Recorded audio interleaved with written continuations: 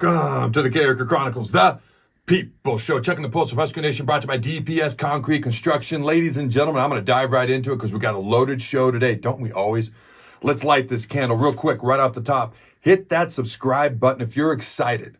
The former Oregon running back Dante Dowdell will be a Husker next season. And smash that like button if you're in favor of former West Virginia and Houston head coach Dana Holgorsen coaching here at the University of Nebraska. Maybe the quarterbacks, maybe and/or passing game coordinator. All right, let's learn a little bit more about Coach Holgorsen, because I knew a lot about him, but I didn't realize how much I didn't know. So here we go. Dana Holgorsen. All right. Now, you may know he's very fluent in the air raid offense, learned under the late Mike Leach. Now, Coach Holgorsen likes to run the ball just a little bit more than Coach Leach. Now, I played against Coach Leach, and basically he considered screens and 3-yard crossing route completions as part of his run game. So Coach Holgorsen does like to run the ball just a tad bit more and be a little bit more balanced than that.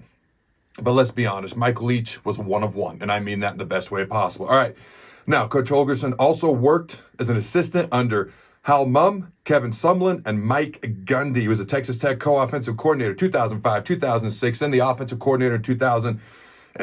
During his time there, Tech's offensive output per game went from 324.8 yards per game to 529.6 yards per game. That's an increase. I'm not a math major, but that's an increase of over 200 yards of total offense per game. During that time, the Red Raiders were number 8, number 3, and number 2 in the country in total yardage per game in 2007. Okay.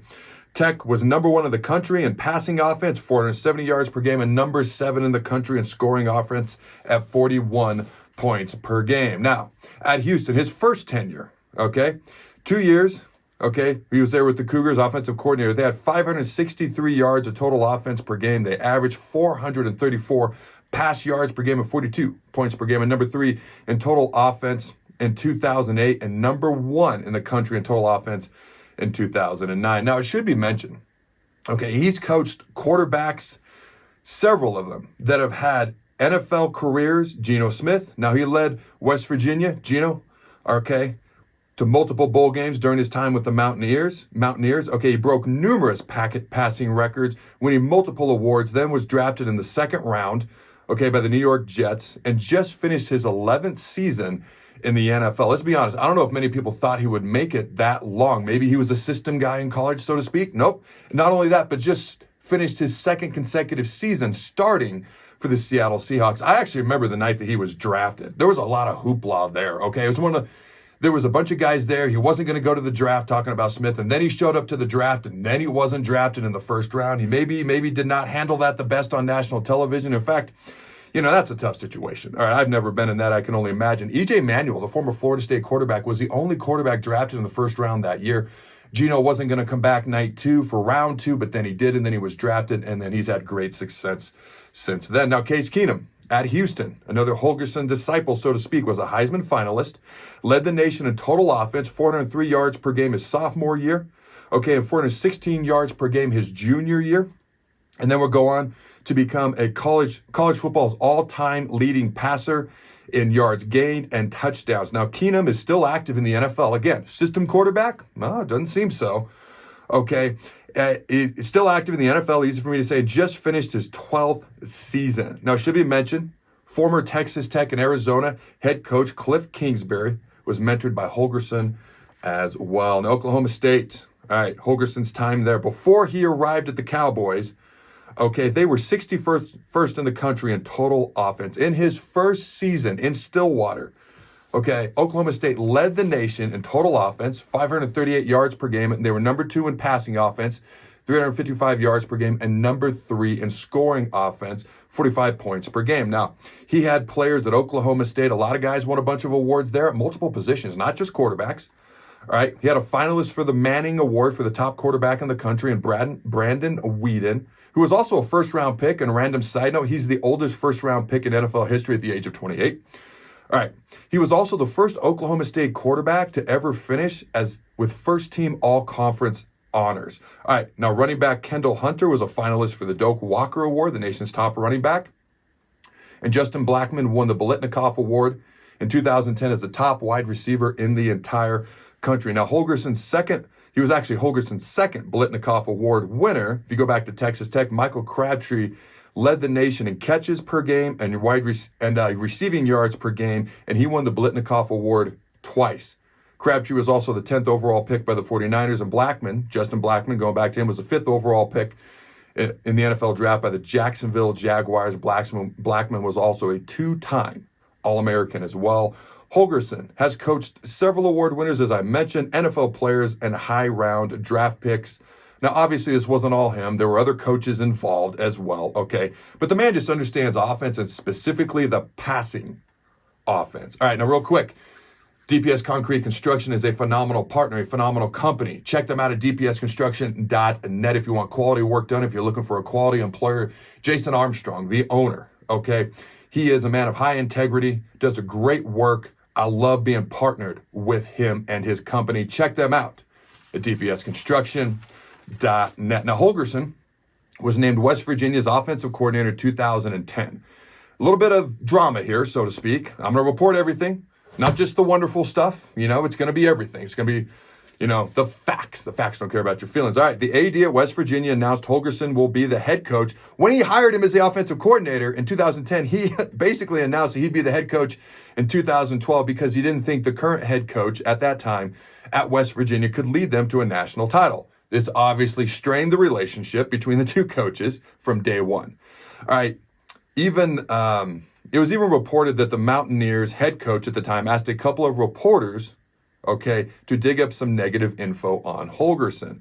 Holgorsen did apologize for an early morning incident where he's asked to leave a casino, but there were no further negative information came forth. And although the West Virginia AD wasn't able to fully substantiate the claims, he decided to make a change at head coach and named Holgorsen the Mountaineers' new head coach.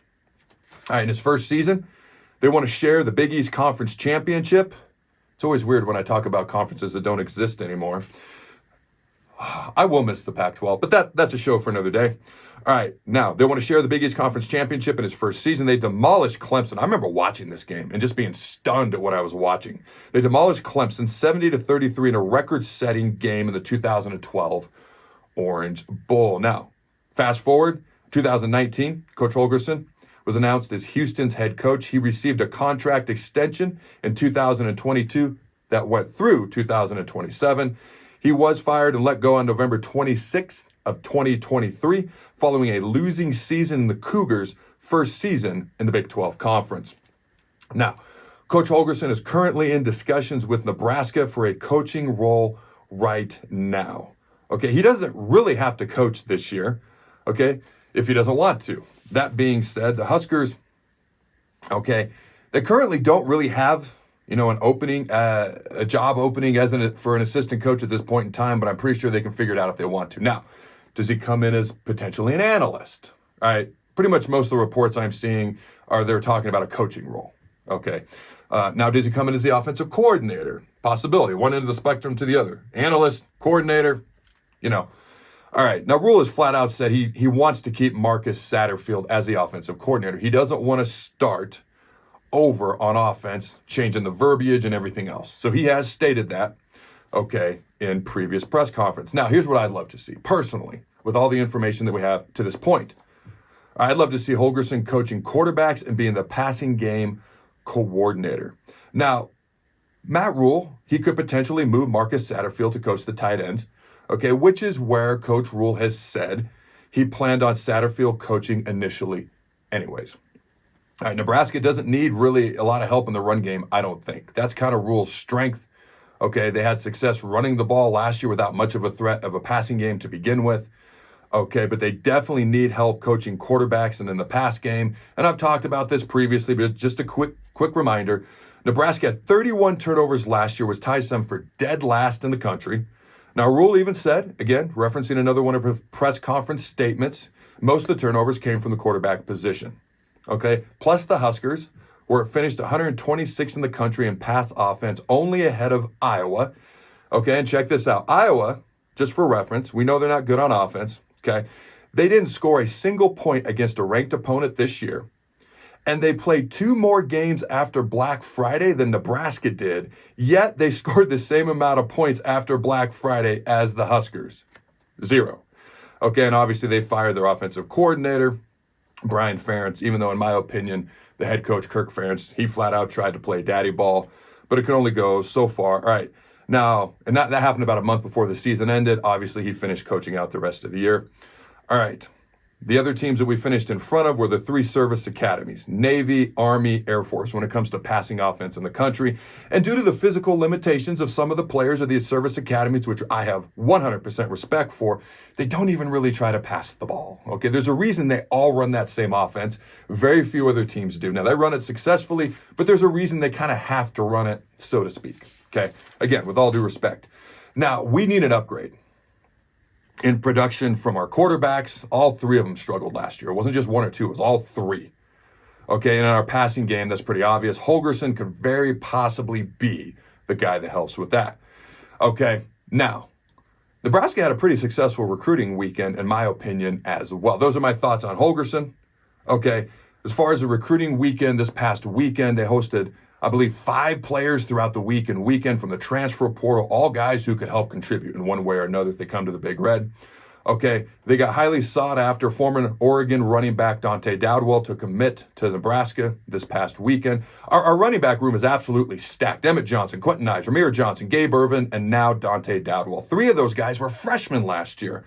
I hope not, but probably someone's going to transfer, and that's okay if they do. All right, now Dante, the Huskers didn't need a running back really, but this guy's a potential impact player. Maybe sooner rather than later. Dante had limited carries in a loaded running back room last year at Oregon. He's a big physical back, 6'2", 218 pounds, likes to run downhill between the tackles and breaks a lot of tackles. He fits the physical type of offense that Matt Rhule wants to run. Okay, very good initial burst as well and deceptively good speed. They also got a commitment from Texas wide receiver Isaiah Nair. Okay, he committed over the weekend, 6'3", 215 pounds, big-bodied, veteran wide receiver, 1 year of eligibility left, probably 2 if he gets a medical hardship approved after missing 2022 with an ACL tear. All right, let me know in the comments below, ladies and gentlemen. Simply say yes or no. Will Dana Holgorsen be on Nebraska's coaching staff next year? Second question, who will be our starting running back come game 1 next fall? And I want to show Nash Hutmacher some love. He's now wrestling with the number 4 Nebraska wrestling team. He lost 30 to 40 pounds to do so. He was top-ranked heavyweight in the country coming out of high school. All right, following 4 state titles, an undefeated 166-0 career record. By the way, he pinned his opponent from Wyoming, Mason Ding, in 52 seconds. Just show him some love in the comments below by typing in Polar Bear. Go, Big Red Nose. Remember, throw the bug.